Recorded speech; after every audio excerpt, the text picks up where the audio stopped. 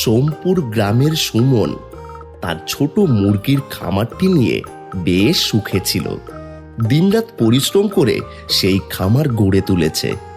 অভাবের সংসারে এখন সচ্ছলতার ছোঁয়া। আয় আয় আয়, তোরা পেট ভরে খা। তোরা ভালো থাকলে আমার সংসারও ভালো থাকবে। এই লাল ঝুটি, তোরা আজ ডিম পাড়ার কথা না? খা খা, বেশি করে খা। লাল মুরগি যত খাবি তত ডিম পারবি।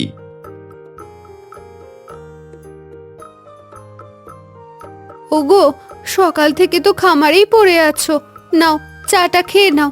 কাল রাতে সরকার মশাই এসেছিলেন ঋণের বাকি কিস্তির কথা বলতে।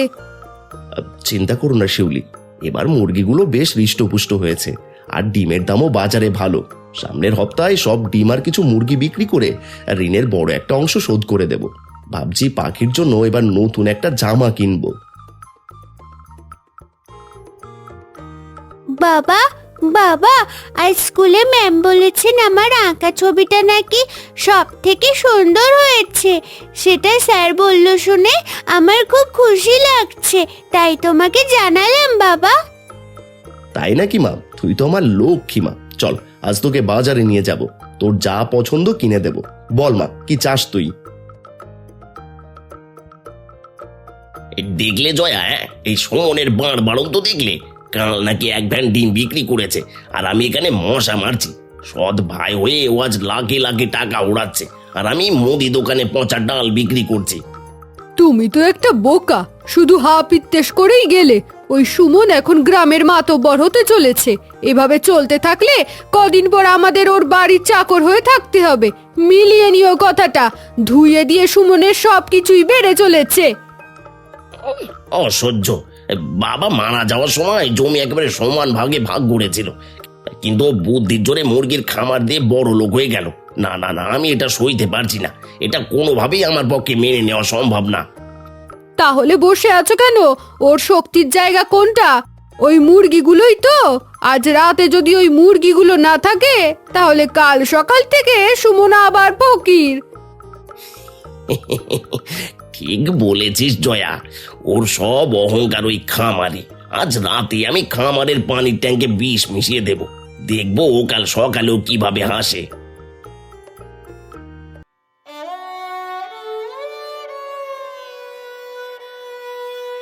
খা খা, তোরা প্রাণ ভরে খা, এটাই তোদের শেষ খাওয়া। কাল সকালে সুমনের কান্না শুনে আমার কলিজা জোড়াবে, তখনই হবে আমার মনের শান্তি।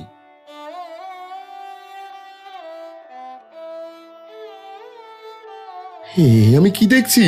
ও শিউলি, ও মিন্টু, দৌড়ে এসো, দেখে যাও দেখে যাও কি অবস্থা হয়েছে আমার মুরগির খামারের। ও আল্লাহ, এ কি হলো গো? সব মুরগি মরে গেল কি করে? এটা কিভাবে সম্ভব? রাতেও তো ভালো মুরগি দেখে ঘুমিয়ে গেলাম। আমার সর্বনাশ হয়ে গেছে শিউলি, কেউ আমার মুরগিগুলোকে বিষ দিয়ে মেরে ফেলেছে। আমি এখন সরকার মশাই ঋণ শোধ করব কি দিয়ে? আমার সব শেষ। আরে কি হলো রে সুমন? ইস, এতগুলো অবলা জীব এক রাতে শেষ। কার এমন নজর লাগলো রে ভাই? এখন তুই ঋণের টাকা দিবি কি করে? বাবা, আমার লাল মুরগিটাও কি মরে গেছে? হ্যাঁ মা, আমাদের ভাগ্যটাই মরে গেছে। আমাদের কপাল পোড়া রে। ওসব কান্নাকাটি আমি বুঝি না। মুরগি মরেছে সেটা তোমার কপাল, আমার সুদে আসলে 5 লক্ষ টাকা চাই। টাকা দিতে পারছো না যখন, এই বাড়ি আর জমি আমি নিলামে নিয়ে নিলাম। আমার টাকা সম্পূর্ণ পরিশোধ করে তারপর বাড়িতে উঠবে। মশাই, আমাকে একটু সময় দিন। আমার ছোট্ট মেয়েটা আছে, অন্তত থাকার ঘরটা কেড়ে নেবেন না। দয়া করুন, দয়া করুন মশাই, আমার উপর দয়া করুন। ব্যবসার জায়গায় দলিলে সই আছে। আজ বিকেলেই ঘর খালি করবি, নইলে পুলিশ ডাকবো। চলো গো, আর অপমান সহ্য করো না। গ্রামের শেষ মাথায় জঙ্গলের পাশে যে ভাঙা কুড়ে ঘরটা আছে, আমরা ওখানেই থাকবো। আল্লাহই ভরসা, দেখি আল্লাহ কি করে। আমাদের জন্য কপালে কি লেখা আছে। পরিহাসে মুরগির খামারের মালিক সুমন আজ চৌধুরী সাহেবের গোডাউনে কুলি হিসেবে কাজ করে। আরে এই সুমন, গায়ে কি জোর নেই? হ্যাঁ, বস্তাগুলো দোতলায় তুল। কাজ না করলে পয়সা পাবি না, কাজ করলে ভালোভাবে কর। তুলছি হুজুর, শরীরটা আজ ভালো নেই তো, না খেয়ে শরীর দুর্বল হয়ে গেছে, আজ অনেক ক্লান্ত আমি।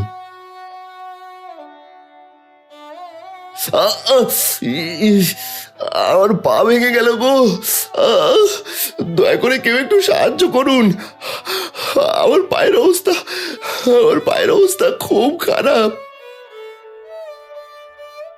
দূর চাই, কাজ তো করলোই না, উল্টা তো বাহনা করলো। এই কে আছিস? ওকে বাইরে ফেলে দিয়ে আয়। শিউলি, ঘরে কি কিচ্ছু নেই? ব্যথায় প্রাণটা একেবারে বেরিয়ে যাচ্ছে, একটু ওষুধ খেয়ে টাকাও নেই। আমি যার ব্যথা সহ্য করতে পারছি না শিউলি। ঘরে এক মুঠো চালও নেই গো। চৌধুরী সাহেব তো কোনো ক্ষতিপূরণ দিলই না, উল্টে তোমাকে তাড়িয়ে দিল। বাবা, তুমি কেঁদো না, আমি আছি তো। মা, আমি জঙ্গলে যাচ্ছি, শুনেছি ওখানে অনেক বুনো ফল আর কাঠ পাওয়া যায়। আমি ওগুলো এনে বাজারে বিক্রি করব, তারপর ওখান থেকে বাবার জন্য ওষুধ কিনে আনবো কিছু টাকা দিয়ে। না মা, ওই জঙ্গলে অনেক বিপদ, তুই যাস না। আমাদের আর কোনো উপায় নেই বাবা, আমি সাবধানে থাকবো। তুমি আমার জন্য চিন্তা করো না বাবা।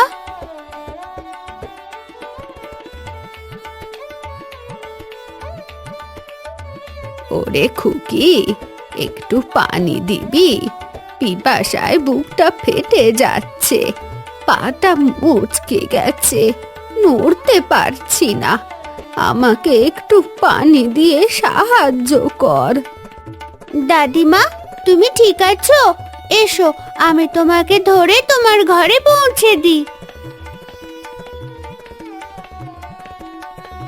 তুই খুব ভালো মেয়ে রে। আজকালকার দিনে কেউ বুড়ো মানুষের দিকে তাকায় না। তোদের খুব অভাব, তাই না? হ্যাঁ দাদিমা, আমার বাবার পা ভেঙে গেছে, আমাদের খাওয়ার কিচ্ছু নেই।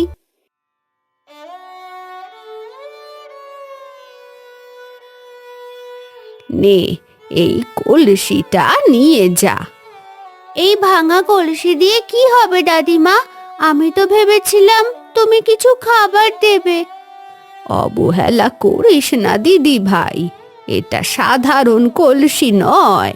বাড়ি নিয়ে গিয়ে ভালো করে পরিষ্কার করবি, তারপর তোর যা প্রয়োজন মন থেকে চাইবি। যা, তোর কপাল খুলে যাবে। এ কি পাখি, হাতে ওটা কি? খাবার পাসনি? মা, এক বুড়ি দাদিমা আমাকে এই কলসিটা দিল, বলল এটা নাকি ভাগ্য বদলে দেবে। পাগল মেয়ে, বুড়ি তোকে ঠকিয়েছে। এই ভাঙা কলসি দিয়ে কি হবে? ফেলে দে, ফেলে দে ওটা, ওটা দিয়ে কোনো উপকারে আসবে না। তোকে বোকা বানিয়েছে বুড়ি। না বাবা, দাদিমা মিথ্যে বলবে না, দেখি না কি হয়। হে জাদুর কলসি, আমার বাবা খুব অসুস্থ, আমাদের খুব খিদে পেয়েছে, আমাদের খাবার দাও। ওগো দেখো, এ তো সত্যি জাদুর কলসি। আমি তো অবাক হয়ে গেলাম এই জাদুর কলসির খেলা দেখে। আল্লাহ, তুমি মুখ তুলে চেয়েছো, হ্যাঁ, আমাদের আর কোনো অভাব থাকবে না। দয়ায় সুমন আবার তার হারানো জমি ফিরে পায়। সে তার পা চিকিৎসা করিয়ে সুস্থ হয়। তবে তারা লোভ করেনি, কলসি থেকে শুধু প্রয়োজনীয় অর্থ নিয়ে আবার নতুন করে বিশাল মুরগির খামার গড়ে তোলে।